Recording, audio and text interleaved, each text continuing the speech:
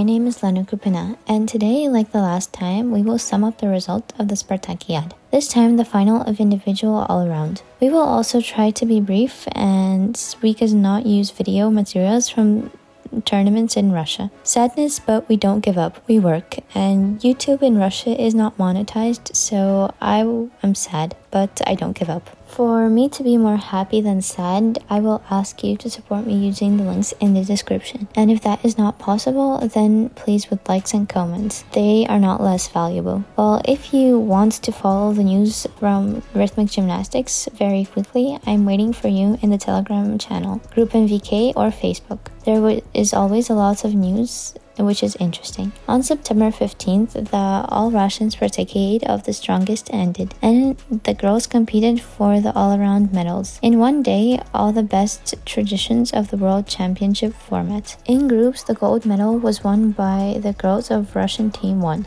As part of Dana Bondisenko, Angelina Gildit, Olga Izotova, Nona Nyanina, and Polina Arlova, with Anna Batasova. The team of Russian National Team 2 won silver medals as part of the team Maria Fedorovtseva, Yelizaveta Tataeva, Anna Grosh, Sofia Yakovleva, Alina Rusanova, and Amina Idrisova. And the Moscow team became the bronze medalist as part of Anfisa Zaitseva, Polina Yevtieva, Darya Vereshnikova, Evgenia Azeva, Maria Nikitina, and Angelina Voronkevich. It's just a bit of my opinion here. I really like the young gymnast in the first and second teams. I like the young coaches that we have that handle them. Ksenia Dudkina is wonderful on the photo. I'm a little afraid that for the Russian national teams, as there are a lot of rumors about the fact that the girls are leaving the national team one after another due to injuries and the load that is incredible. But in fact, it's not clear why. My favorite is the St. Petersburg team. I really like adult gymnastics, and the performances seem not so typical. For the team, everything seems to be going in a circle, although the difficulty is high, but I want interesting performances.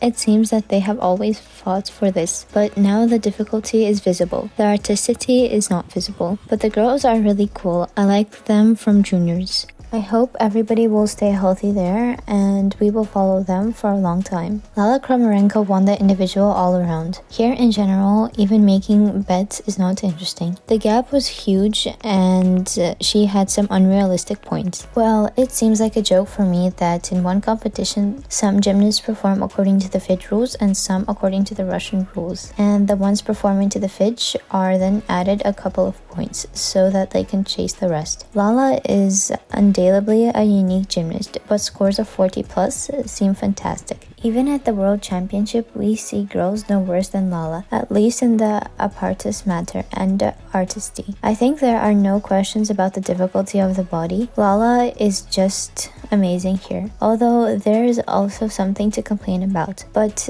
it's always like this. It's gymnastics. Dina Verina took second place, and here again, pain and injury. Honestly, I don't know and I don't understand why you need to endure and suffer so much every time. It is clear that when it is the Olympics, you have to wait for a few months and then everything will be gone. But here you have to train for a whole 2 years, and still it is not known whether there will be an Olympics at all. Jokes are jokes, but simply there is still a feeling that Dina simply cannot leave, and these interviews in the format that nothing hurts and that we have heard, and then they say that they still have injuries. I thought the main thing was honesty in relations with fans, but now it turns out that I was deceived that Dina is in great shape and is preparing like everyone else. But in fact, I write off her silver medal for injuries and incomplete training. And I don't know what is better, to withdraw or to compete with pain. But when the fight is at home and it's not a selection somewhere, then why is it necessary to hurt yourself so much? It is a question for me here. In general, I don't fully understand this policy of not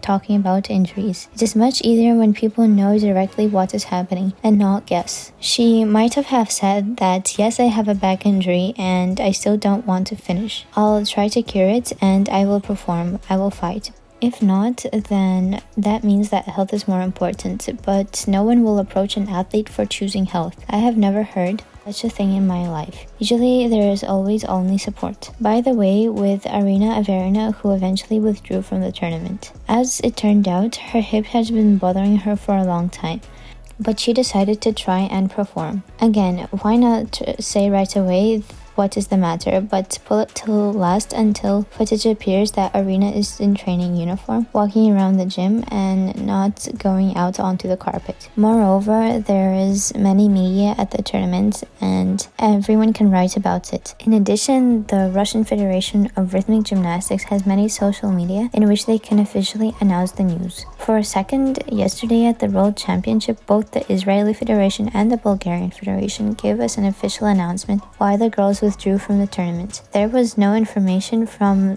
the Rhythmic Gymnastics Federation of Russia about this. Only Irina Viner commented on this question when she was asked by a journalist after the end of the tournament. Wasn't competition supposed to be made for fans, so that they can enjoy the performances on the girls and not be worried about that someone is ill? It turns out that competitions are done for only themselves and not for the people to watch. Anna Popova won the bronze medal. I like this gymnast, but in general, sometimes one gets the feeling that many girls who are no worse are simply pushed for the sake of the ones that are loved. Well, probably the most discussed thing that at the award ceremony, after the speech of the Minister of Sports, some man from the audience shouted that the Minister of Sport was ruining the sports in Russia, that the salaries were very low for trainers, and he abused the Minister of Sports, and Irina Alexandrovna supported him very kindly. It seems to me that in this situation, she knows well what to do and didn't lose her face.